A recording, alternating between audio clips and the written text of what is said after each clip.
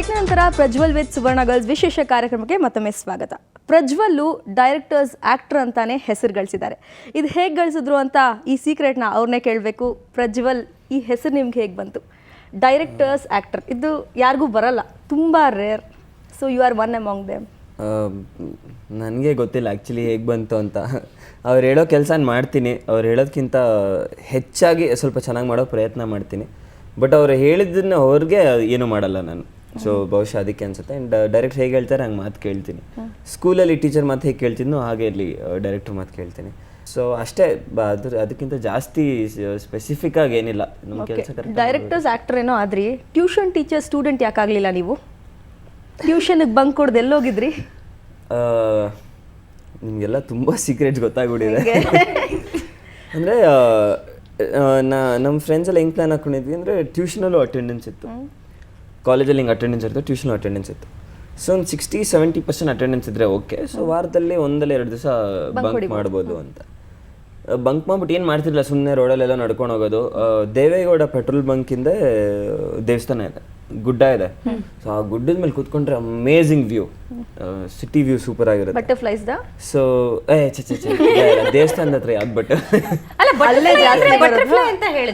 ಹಂಗಾಗಿ ನಾನು ಆಗ್ಲಿ ಟ್ಯೂಬ್ಲೈಟ್ ಆಗಿದೆ, ಸ್ವಲ್ಪ ಫಾಸ್ಟ್ ಆಗಿ ಯೋಚನೆ ಮಾಡ್ತಿದ್ದೀನಿ ಅನ್ಸುತ್ತೆ. ಸೊ ಈಗ ಬಲ್ಬ್ ಅಲ್ಲಿ ಕೂತ್ಕೊಂತಿದ್ವಿ. ಇಲ್ಲ, ನನ್ನ ಫ್ರೆಂಡ್ ವಿಶ್ವ ಅಂತ ಅವಾಗ ಟ್ಯೂಷನ್ ಹತ್ರ, ಅವನ ಮನೆ ಹತ್ರ ಇತ್ತು. ಅವ್ನ ಮನೇಲಿ ಹೋಗಿ ಕೂತ್ಕೊಂಡು ಕ್ಯಾರಮ್ ಆಡೋದು ಈ ಥರ ಮಾಡ್ತಿದ್ವಿ. ಸೊ ಒಂದ್ಸಲ ನಮ್ಮ ತಂದೆನೇ ಡ್ರಾಪ್ ಮಾಡೋಕ್ಕೆ ಬಂದರು ಟ್ಯೂಷನ್ ಹತ್ರ. ಅವ್ರು ಡ್ರಾಪ್ ಮಾಡಿ ಹೋದ್ಮೇಲೆ ಸರಿ ಹೋದ್ರು ಅಂತ ನಾನು ನಮ್ಮ ಫ್ರೆಂಡ್ಸ್ ಎಲ್ಲ ಈ ಕಡೆ ನಡ್ಕೊಂಬರ್ತಿದ್ವಿ. ಅಲ್ಲೆಲ್ಲೋ ರೋಡ್ ಬ್ಲಾಕ್ ಆಗಿತ್ತು ಅಂದರೆ ತಂದೆ ವಾಪಸ್ ತಿರ್ಸ್ಕೊಂಡು ಈ ಕಡೆನೇ ಬಂದರು. ನಡ್ಕೊಂಡು ಹೋಗ್ತಾ ಇದ್ದೀನಿ, ಯಾರೋ ಬಂದು ಹಾರ್ನ್ ಮಾಡಿದ್ರು. ಹಿಂದೆ ನೋಡಿದ್ರೆ ನಮ್ಮ ತಂದೆ. ಓಕೆ ಅಂದ್ಕೊಂಡು ಹೋದೆ ಗ್ಲಾಸ್ ಹತ್ರ. ಏನಪ್ಪ ಅಂದರು. ಇಲ್ಲ ಟ್ಯೂಷನ್ ಇಲ್ವಂತೆ ಅಂತ. ಮತ್ತು ಬೇರೆಯವ್ರು ಒಳಗೆ ಹೋದ್ರು ಅಂದರು. ಹ್ಞೂ ಅಂದೆ. ಆತಪ್ಪ ಗಾಡಿ ಅಂದರು. ಗಾಡಿ ಹತ್ಕೊಂಡು ಮನೆ ಕರ್ಕೊಂಡು ಹೋದೆ. ಬಟ್ ಬೆಲ್ಟ್ ತೊಗೊಂಡ್ರು ಕೈಯಲ್ಲಿ, ಬಟ್ ಹೊಡಿಲಿಲ್ಲ.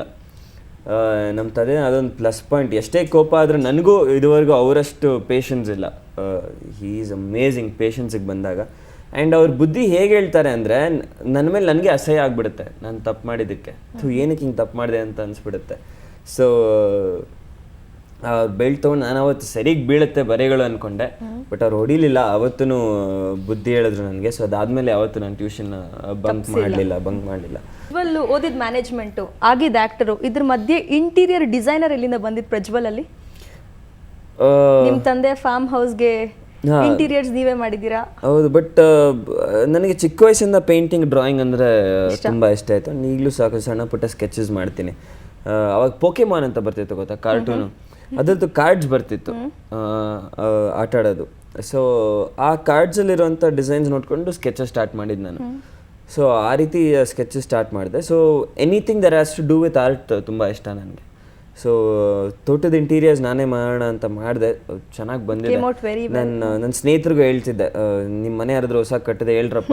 ಎಲ್ರಿಗೂ ಹೇಳ್ತಾ ಇದ್ದೀನಿ, ನೀವು ಮನೆ ಕಟ್ಟಿದ್ರೆ ಇಂಟೀರಿಯರ್ಸ್ ಮಾಡ್ಬೇಕಂದ್ರೆ ದಯವಿಟ್ಟು ನನ್ನ ಕಾಂಟ್ಯಾಕ್ಟ್ ಮಾಡಿ, ಫ್ರೀಯಾಗಿ ಮಾಡ್ತೀನಿ. Because it's my passion. ಅಷ್ಟೇ, ಮನೆ ಮುಂದೆ ಹುಡುಗಿ ಸಾಲಾಗಿ ಈ ಕಾರ್ಯಕ್ರಮದ ಮೂಲಕ ಹೇಳ್ತಾ ಇದ್ದಾರೆ, ನಮ್ಮ ಮನೆ ಮುಂದೆ ಸಾಲಾಗಿ ನಿಲ್ಲಿ. ತುಂಬಾ ಜನ ಇದ್ರೆ ಒಂದ್ ಸ್ವಲ್ಪ ಚಾರ್ಜ್ ಮಾಡ್ತೀನಿ, ಯಾಕಂದ್ರೆ ನಾನು ಸ್ವಲ್ಪ ದುಡ್ಡು ಮಾಡ್ಕೊಬೋದು. ಒಂದ್ 2-3 ಜನ ಬಂದ್ರೆ ಫ್ರೀಯಾಗಿ ಮಾಡ್ಕೊಡ್ತೀನಿ. ಇದನ್ನೆಲ್ಲ ಬಿಟ್ಟು ನೀವೇನು ಕಲೆಕ್ಷನ್ ಮಾಡ್ತೀರಾ ಆಕ್ಸೆಸರೀಸು? ಕಲೆಕ್ಷನ್ ಮಾಡಿ ನನಗೆ ಜಿಪ್ಪೋ ಲೈಟರ್ಸ್ ತುಂಬ ಇಷ್ಟ.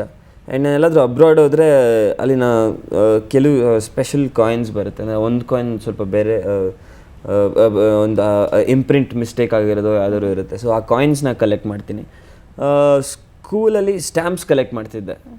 ಆಮೇಲೆ ಲೆಟ್ರ್ಗಳೇ ಈ ನಡುವೆ ಎಲ್ಲೋ ಸಿಗೋದು ತುಂಬ ಕಷ್ಟ. ಎಲ್ಲರೂ ಇಮೇಲು, ವಾಟ್ಸ್ಯಾಪು, ಸೊ ಈ ಮೆಸೆಂಜರ್ಸ್, BBM ಇದು ಜಾಸ್ತಿ ಆಗ್ಬಿಡೆ. ಸೊ ಸ್ಟ್ಯಾಂಪ್ ಕಲೆಕ್ಷನ್ ಮಾಡೋದು ಬಿಟ್ಬಿಟ್ಟೆ. ಜಿಪ್ಪೋಸ್ ಕಲೆಕ್ಟ್ ಮಾಡ್ತೀನಿ. ಆ್ಯಂಡ್ ನಾನು ಎಲ್ಲಾದರೂ ಅಬ್ರಾಡ್ ಯಾಕಿರುತ್ತೆ ಅಂತ ಗೊತ್ತು ಇಲ್ಲ ನನಗೆ. ನಾನು ಹೇಳಿದ್ನಲ್ಲ, ಆರ್ಟ್ ನನಗೆ ತುಂಬ ಇಷ್ಟ. ಆ್ಯಂಡ್ ನೀವು ಜಿಪ್ಪೋ ಲೈಟರ್ಸ್ ನೋಡಿ, there are millions of designs. ದಮ್ ಹೊಡಿತೀರಾ? ಆ್ಯಂಡ್ ಇಲ್ಲಪ್ಪ, ಆ್ಯಂಡ್ ನಾನು ಎಲ್ಲ ಶೋಕೇಸಲ್ಲಿ ಇಟ್ಟಿದ್ದೀನಿ. ಯು ಶುಡ್ ಆ್ಯಕ್ಚುಲಿ ನೀವೆಲ್ಲ ಆ ಶೋಕೇಸ್ನ ನೋಡಬೇಕು. ನಮ್ಮ ಮನೇಲಿ ತುಂಬ ಚೆನ್ನಾಗಿ ಡೆಕೋರೇಟ್ ಮಾಡಿದ್ದೀನಿ ಆ ಶೋಕೇಸ್ನ. ಜಿಪ್ಪೋಸ್ ಎಲ್ಲ ಸಾಲಾಗಿಟ್ಟು, ಅದಕ್ಕೆ ಅಂತಲೇ ನಮ್ಮ ಅಪ್ಪ ಒಂದು ಶೋಕೇಸ್ ಮಾಡಿಸಿದ್ದಾರೆ ನನ್ನ ರೂಮಲ್ಲಿ. ಸೊ ಜಿಪ್ಪೋಸ್ ಸಾಕಷ್ಟು ಕಲೆಕ್ಟ್ ಮಾಡ್ತೀನಿ. ಅಂದರೆ ಕೆಲವು ಕಲೆಕ್ಟರ್ಸ್ ಎಡಿಷನ್ಸ್ ಜಿಪ್ಪೋ ಬರುತ್ತೆ. ನಾನು ರೀಸೆಂಟ್ ಬೈ ಅಂದರೆ ಎಲ್ವಿಸ್ ಪ್ರೆಸ್ಲಿ ಅವರು ಆರ್ಮಿ ಜಾಯ್ನ್ ಆಗಿದ್ರು. ಸೊ ಅವ್ರು ಆರ್ಮಿ ಜಾಯ್ನ್ ಆಗಿ 50 years ಆಗಿತ್ತು. ಸೊ 50 years ಒಂದು ಸ್ಪೆಷಲ್ ಎಡಿಷನ್ ಜಿಪ್ಪು, ಅದು ಲೇಟೆಸ್ಟ್ ಆಗಿ ತಗೊಂಡು. ಯಾವುದು ಯೂಸೇ ಮಾಡ್ಕೊಳ್ಳಿಲ್ವಾ ಒಂದ್ಸಲ? ಇಲ್ಲ, ಹಂಗೆ ಎಲ್ಲ ಶೋಕೇಸಲ್ಲಿದೆ. ಬಟ್ ಪ್ರಜ್ವಲ್ ಅವ್ರು ತುಂಬಾ ಒಳ್ಳೆಯವರಾಗಿ ಮಾತಾಡ್ತಿದ್ರು. ಅಂದ್ರೆ ಸ್ಮೋಕ್ ಮಾಡಲ್ಲ, ಹುಡುಗಿರ್ ಜೊತೆ ಫ್ಲರ್ಟ್ ಮಾಡಲ್ಲ, ಫ್ರೆಂಡ್ಸ್ ಇಲ್ಲ, ಏನು ಇಲ್ಲ, ಕಾಂಟ್ರವರ್ಸಿ ಇಲ್ಲ, ಜಗಳ ಇಲ್ಲ. ಮಾಡ್ತೀನಿ ಅನ್ನಲ್ಲ. ಸೊ ನಾನು ತುಂಬ ಒಳ್ಳೆ ಹುಡುಗನೂ ಅಲ್ಲ, ಅಲ್ಲಿ ಇಲ್ಲಿ ಒಂದು ಸ್ವಲ್ಪ ಕಾಕ್ಟೇಲ್ಸ್ ಪ್ರಿಪೇರ್ ಮಾಡ್ತೀನಿ ಅಂದ್ರಿ, ಇವಾಗ ಏನು ಹೇಳ್ತಾ ಪ್ರಿಪೇರ್ ಮಾಡ್ತಿಲ್ಲ, ಕುಡಿತೀನಿ ಕೂಡ. ಕುಡಿತೀನಿ ಅಂತ ಅದೆಲ್ಲ ಅಂದರೆ ಚಿಕ್ಕ ವಯಸ್ಸಲ್ಲಿ ಅಷ್ಟೊಂದು ಜನ ಸ್ನೇಹಿತರು, ಕಾಲೇಜಲ್ಲಿ ಅಷ್ಟೊಂದು ಆಚೆ ಹೋಗಿ ಅಷ್ಟೂ ಸ್ವಲ್ಪ ಏನೂ ಮಾಡಿಲ್ಲ ಅಂದರೆ ವೇಸ್ಟ್ ಆಗಿಬಿಡುತ್ತೆ. ಅಲ್ಲ, ನನಗೆ ಯಾಕೋ ಡೌಟ್ ಆಗ್ತಿದೆ, ಅಷ್ಟು ಲೈಟ್ರ್ಗಳು ಕಲೆಕ್ಟ್ ಮಾಡಿದಿರಲ್ಲ, ಒಂದ್ಸಲಾನು ಇಲ್ಲ ಕದ್ದು ಹೋಗಿದ್ದು ಚಿಕ್ಕ ವಯಸ್ಸಲ್ಲಿ? ಅದು ಆ ಸೀನ್ ಆ ಥರ ಚಿಕ್ಕ ವಯಸ್ಸಲ್ಲ, ಅಯ್ಯೋ ಇಲ್ಲವೇ ಇಲ್ಲ. ಮೂವೀಸಲ್ಲೂ ಆ ಥರದ ಸ್ಮೋಕ್ ಮಾಡುವಂಥ ಸೀನ್ಸ್ ಮೂವೀಸಲ್ಲಿ ಬೇಜಾನ್ ನೋಡ್ಬಿಟ್ಟಿದ್ದೀನಿ. ಜಾಸ್ತಿ ಸ್ಮೋಕ್ ಮಾಡಿದ್ದು ಅಂದರೆ ಮೂವೀಸಲ್ಲಿ ಜೀವಲ್ಲಿ ಒಂದು ಜಿಪ್ಪೋ ಲೈಟ್ರ್ ಯೂಸ್ ಮಾಡಿದ್ದೀನಿ. ಒಂದು ಶಾರ್ಟಲ್ಲಿ ಜಿಪ್ಪೋ ಲೈಟ್ರಿಂಗ್ ನನಗೆ ಅದನ್ನು. ಆಮೇಲೆ ಜಿಪ್ಪೋ ಲೈಟ್ರನ್ನ you can open it in many ways. ಪ್ಯಾಂಟ್ಗೆ ಹೊಡೆದು ಓಪನ್ ಮಾಡ್ಬೋದು, ಇಲ್ಲ ಫ್ಲಿಪ್ ಮಾಡ್ಬೋದು ಜಿಪ್ಪೋನ. ಸೊ ಅದನ್ನು ಜೀವಲ್ಲಿ ಯೂಸ್ ಮಾಡಿದ್ದೆ, ಒಂದು ಸ್ಟೈಲ್ನ. ಸೊ ಜೀವಲ್ಲಿ ತುಂಬ ಸ್ಮೋಕ್ ಮಾಡಿದ್ದೀನಿ. ಬಟ್ ಅದನ್ನು ಕೆಟ್ಟದು ಅಂತ ತೋರಿಸಿ ಮಾಡಿದ್ದೀವಿ. ಜೀವಲ್ಲಿ ಅವನು ಕೆಟ್ಟವನು, ಒಳ್ಳೆಯವನಲ್ಲ ಅಂತ. ನನ್ನೊಂದು ಬೇಸಿಕ್ ಪಾಲಿಸಿ ಏನಂತಂದರೆ, ನನ್ನ ಸಿನಿಮಾಲ್ಲಿ ಯಾವುದೇ ಒಂದು ಕೆಟ್ಟ ಅಂಶನ ಒಳ್ಳೇದು ಅಂತ ತೋರಿಸ್ಬಾರ್ದು. ಯಾಕಂದರೆ ನಮ್ಮನ್ನು ಫಾಲೋ ಮಾಡೋ ಸಾಕಷ್ಟು ಜನ ಇರ್ತಾರೆ. ಆ್ಯಕ್ಚುಲಿ ನನಗೊಂದು ಸತಿ ಸ್ಮೋಕ್ ಮಾಡಬೇಕು ಅಂತ ಆಸೆ ಆಗಿತ್ತು. ಅದು ಯಾವಾಗ ಅಂದರೆ ಶಾರುಖ್ ಖಾನ್ನ ನೋಡಿ. ಶಾರುಖ್ ಖಾನ್ ಸ್ಮೋಕ್ ಮಾಡ್ತಾರೆ ಅಂದಾಗ ಏಯ್ ಸೂಪರ್, ಶಾರುಖ್ ಖಾನ್ ಸ್ಮೋಕ್ ಮಾಡ್ತಾರೆ, ನಾನು ಮಾಡಬೇಕು ಅಂತ. ಸೊ ತುಂಬ ಜನ ನಮ್ಮನ್ನ ಫಾಲೋ ಮಾಡ್ತಾರೆ ನಮಗೆ ಗೊತ್ತಿಲ್ದಂಗೆ. ಸೊ ನನ್ನ ಸಿನಿಮಾಗಳಲ್ಲಿ ಯಾವುದೇ ಕೆಟ್ಟ ಅಂಶಗಳನ್ನ ಒಳ್ಳೇದು ಅಂತ ತೋರಿಸ್ಬಾರ್ದು ಅನ್ನೋದು ಒಂದು ಪಾಲಿಸಿ ನಂದು. ಬಟ್ ಪ್ರಜ್ವಲ್ ಅವ್ರು ತುಂಬ ಡೀಸೆಂಟು, ಒಳ್ಳೆ ಹುಡುಗ. ಮನೇಲಿ ಹೆಂಗಿರ್ತಾರೆ? ತಮ್ಮನ ಜೊತೆ ಜಗಳ ಆಡೋದು ತುಂಬ ಕಮ್ಮಿ. ಅವನು ನನ್ನ ಡಾರ್ಲಿಂಗ್, ನನ್ನ ಲೈಫ್ ಅವನು. ಚಿಕ್ಕ ವಯಸ್ಸಲ್ಲಿ ಸ್ವಲ್ಪ ಜಗಳ ಆಡ್ತಿದ್ದೆ. ಚಿಕ್ಕ ವಯಸ್ಸಲ್ಲಿ ಬಹುಶಃ ಎಲ್ಲ ಮಕ್ಕಳು ಆಡ್ತಾರೆ ಅನ್ಸುತ್ತೆ, ಚಾಡಿಗಳು ಹೇಳೋದು, ಹೊಡೆದಾಡೋದಲ್ಲ. ಒಂದು ಸತಿ ಪಾಪ ಅವನಿಗೆ ಹೆಂಗೆ ಹೊಡೆದಿದ್ದೆ ಅಂದರೆ, ಅಜ್ಜಿ ಮನೇಲಿದ್ವಿ, ರೂಮಲ್ಲಿದ್ದ ಅವ್ನು ಹಾಲ್ಗೆ ಹೋಗಿ ಬಿದ್ದಿದ್ದ.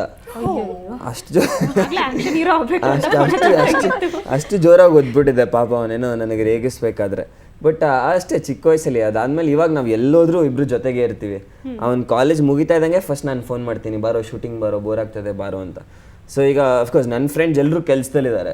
ಸೊ ನನ್ನ ಫ್ರೆಂಡ್ಸ್ ಸಿಗೋದು ಕಮ್ಮಿ.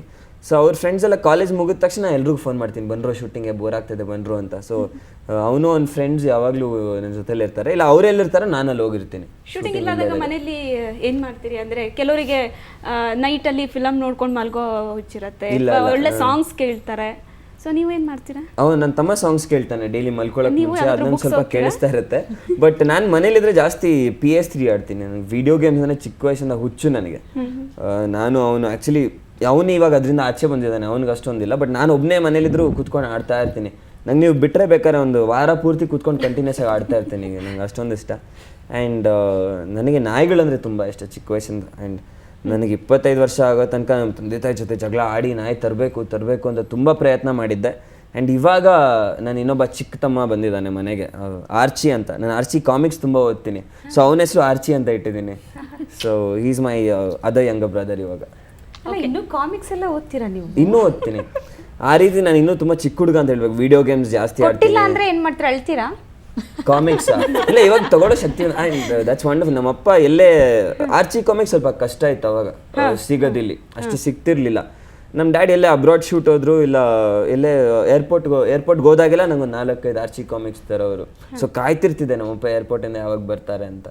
ಸೊ ಅವಾಗ ಆರ್ಚಿ ಕಾಮಿಕ್ಸ್ ಓದ್ತಿದ್ದೆ, ಇವಾಗೂ ಓದ್ತೀನಿ. ನಮ್ಮ ಮನೆಗೆ ಒಬ್ಬ ಆರ್ಚಿ ಬಂದಿದ್ದಾನೆ ಇವಾಗ. ಪ್ರಜ್ವಲ್ ಹೀರೋ ಆದ್ರೂ ಇವಾಗ್ಲೂ ಅವರಲ್ಲೊಂದು ಮಗು ಇದೆ. ಕಾಂಪ್ಲಿಮೆಂಟ್ ಕೊಡ್ತಿಲ್ಲ ಇನ್ನು ಇದೆ, ಖುಷಿಲ ಒಂದು ಗಿಫ್ಟ್.